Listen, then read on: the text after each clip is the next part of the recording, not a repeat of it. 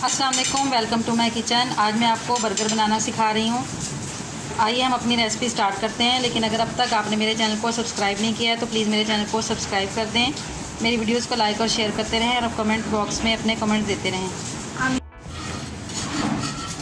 Burger bun को दरमियान से कट लगाकर तवे पर हल्का सा घी लगाकर इसको थोड़ा सा गर्म कर लें।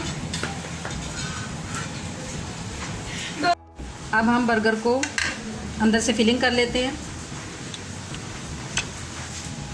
सबसे पहले इसके ऊपर केचप लगाएं। अब इसके ऊपर चीज़ स्लाइस रखें।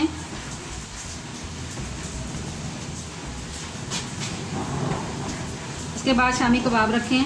शामी कबाब की रेसिपी मैं आपको अपनी पिछली वीडियो में बनाना सिखा चुकी हूँ।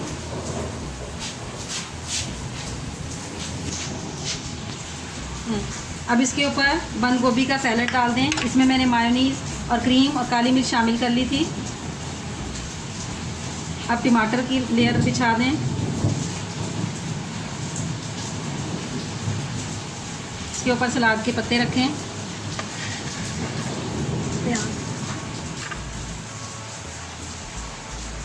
दूसरे बंद पर हरी चटनी लगा लें।